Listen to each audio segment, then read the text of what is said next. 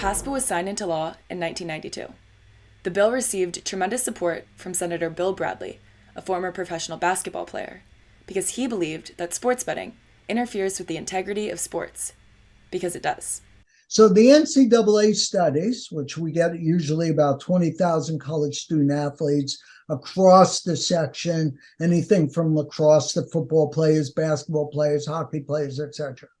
So what we've shown repeatedly since 2004, in spite of the NCAA laws and regulations and the potential for students to lose their eligibility, we have learned that a small percentage of people athletes have a gambling problem, and they're trying to manipulate the outcome of the game in order to be able to win.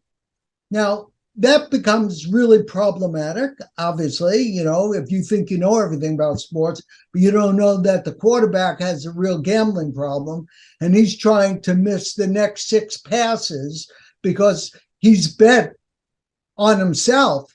However, online sportsbooks began popping up in the shadows of the internet in the early 2000s and rose in popularity as the internet grew. Clinton signed UGA into law in 2006 to try to halt this unlawful gambling. But this just caused more sportsbooks to move offshore.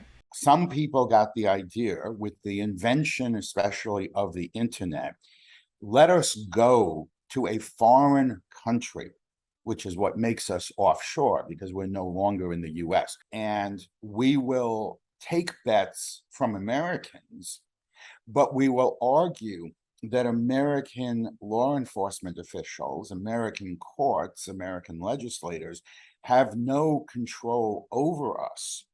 Well, the US courts have made it very clear if you are taking a bet from someone in the United States in a jurisdiction that does not allow either any type of sports betting or offshore sports betting, then you are breaking US law. Fast forward to 2016, and sports gambling companies began pushing their agendas in politics. Since that year, FanDuel and DraftKings have donated more than $2.6 million to politicians and political parties. Plus, they've spent an additional $114 million to try to influence state ballots and legalize sports betting.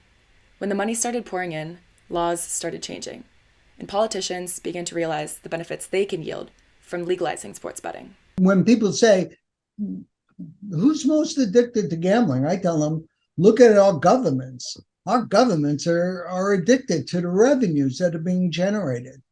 And so when you talk to legislators, which are interesting, because I talk to a lot of legislators, and they kind of say, yeah, we know it's going to be a problem, but you know what? It takes a while for it to really be a big problem.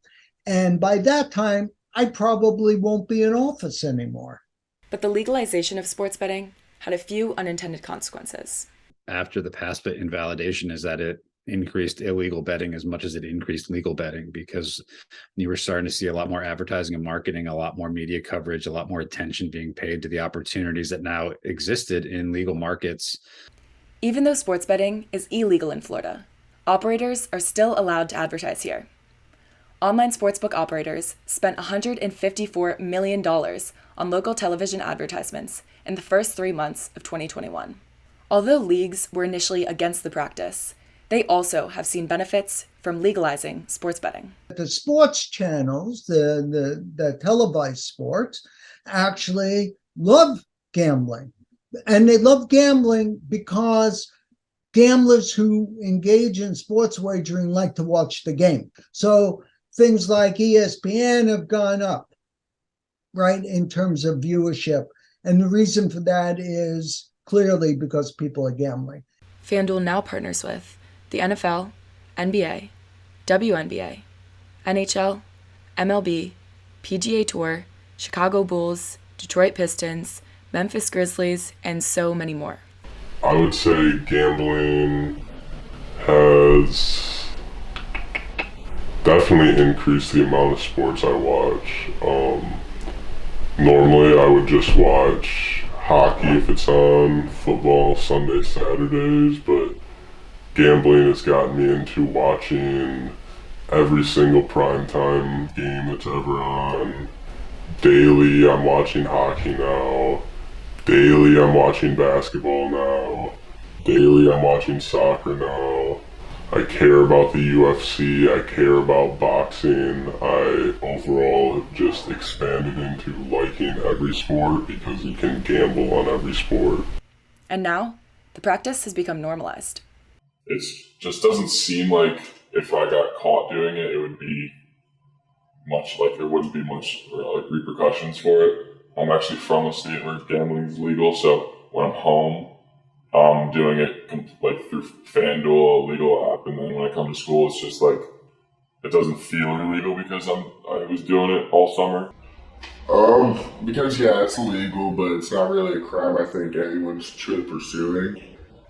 I think just like a couple months ago, sports betting was legal. Obviously, it wasn't legal the form we were all using, but that just shows you kind of how accepted it's been in modern day United States. And I think, there's no true